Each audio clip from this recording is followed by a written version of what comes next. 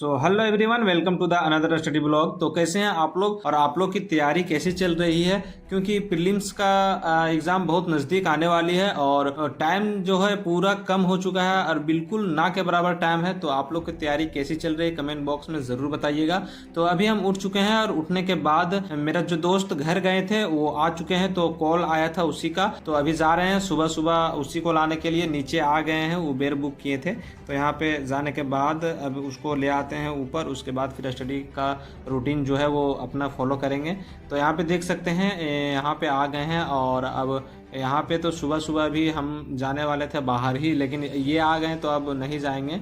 तो यहाँ पे आ गए हैं और आने के बाद यहाँ पे जाएंगे ऊपर सामान लेने के लिए। शाहिद बुलाए हैं और पता नहीं इसको बोल रहा था भूख लग गया बहुत जोर की और सामान नहीं ले पा रहे हैं ऊपर, तो ले जाओ ऊपर। तो अब ले जा रहे हैं, बहुत भारी है, पता नहीं क्या क्या लाया है, जाके देखेंगे ऊपर। और अभी यहाँ पे फाइनली रूम आ गए हैं ऊपर। और रूम आने के बाद यहाँ पे टाइम देख सकते हैं कितना बज चुका है। अभी 5:55 हो चुका है लगभग।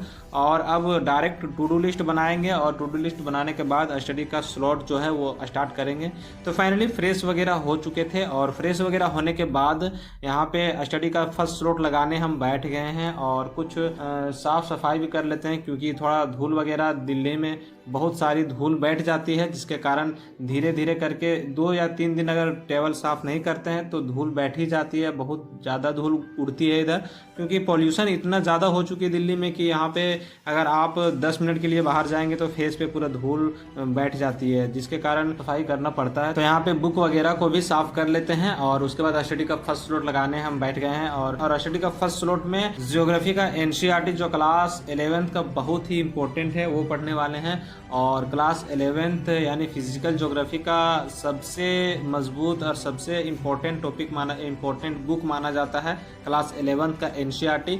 और क्लास 11th का एनसीईआरटी आप अच्छे से पढ़ लीजिएगा तो आपका बेसिक बहुत मजबूत हो जाएगा। और कहीं ना कहीं इससे भी क्वेश्चन आता है और इससे क्वेश्चन डायरेक्ट ही आती है और वहाँ पे फिर दिक्कत नहीं होती है एनसीईआरटी पढ़ने के बाद। तो अभी एनसीईआरटी पढ़ लेते हैं, उसके बाद फिर एनसीईआरटी पढ़ने के बाद लेक्चर के साथ साथ जो नोट्स बनाए थे उसको रिवाइज करेंगे स्टडी का सेकंड स्लॉट में।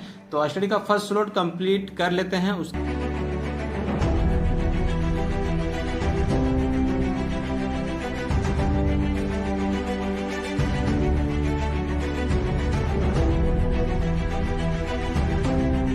तो यहाँ पे देख सकते हैं स्टडी का फर्स्ट स्लॉट कंप्लीट होने के बाद खाना बनाने आ गए हैं और यहाँ पे चावल ही खत्म हो गया है, तो चावल ला लेते हैं नीचे से। और आज जो है शाम को लाएंगे कट्टा चावल, यानी इधर कट्टा बोला जाता है, हम लोग बोरी बोलते हैं उधर, यानी 1 पैकेट चावल लाएंगे। और अभी तो 1 kg ही ले लेते हैं, क्योंकि अभी एक टाइम बनाएंगे, फिर रात को जो भी है अच्छा चावल चुन के लाएंगे। तो अभी ये ट्रायल के लिए यहाँ पे ले जा रहे हैं जो चावल, अगर अच्छा लगेगा तो यही चावल ले जाएंगे। और यहाँ पे देख सकते हैं हम लोग का बिल्डिंग में ही ये दुकान है, बिल्डिंग के बगल में ही, तो हम लोग को दिक्कत नहीं होती है। नीचे आते हैं, कोई भी सामान घटता है तुरंत नीचे आकर के ले जाते हैं। और यहाँ हम लोग के सामने पानी का भी है, बहुत सुविधा है, इधर दिक्कत नहीं होती है। बाकी अगर दूसरा गली में हम देखे थे एक जगह रूम, तो वहाँ पे दिक्कत होती थी, पानी लाने के लिए जाना पड़ता था थोड़ा दूर, तो बहुत दिक्कत होती थी। यहाँ पे हर चीज़ सामने है तो दिक्कत नहीं होती है। तो चावल ले लिए और चावल लेने के बाद यहाँ पे खाना वगैरह बना लेते हैं और उसके बाद फिर स्टडी का सेकंड स्लॉट स्टार्ट करेंगे। तो फाइनली स्टडी का सेकंड स्लॉट स्टार्ट करने के लिए हम बैठ ही गए हैं, खाना वगैरह लंच वगैरह सारा कुछ कर लिए थे। और फिर स्टडी का सेकंड स्लॉट में हम बोले थे जैसा कि लेक्चर के साथ साथ जो नोट्स बनाए थे और उसके साथ अटलस, यानी अटलस के साथ ही नोट्स बनाए थे। हम लोग का टीचर जो सचिन अरोड़ा सर है वो ज्योग्राफी का बेस्ट टीचर है और वही उसी से हम लेक्चर किए थे। और वही अटलस के साथ साथ ही हम लोग का जो नोट्स जो है ना मैप के द्वारा ही बनाया था। तो हम लोग का नोट्स पूरा मैप ही मैप है, यानी मैप के बिना कोई भी पेज हम लोग को मिलेगा नहीं, यानी बिना मैप का नोट्स ही नहीं बनाए हैं हम लोग।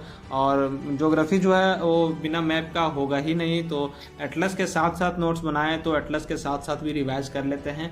और एटलस के साथ साथ रिवाइज करने में हर चीज़ का पता चलता है, मैप में दिमाग में बैठ जाता है बोल कौन सा चीज़ कहाँ पे है।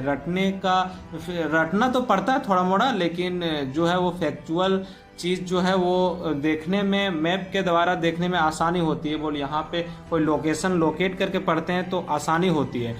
कहीं अगर लाइन बाय लाइन हम रट के पढ़ेंगे उससे ज़्यादा आसानी लोकेट करके पढ़िए आप, अच्छा रहेगा। तो लोकेशन के साथ पढ़िए, बहुत ही अच्छा रहता है। तो चलिए स्टडी का सेकंड स्लॉट स्टार्ट कर लेते हैं, उसके बाद फिर मिलते हैं।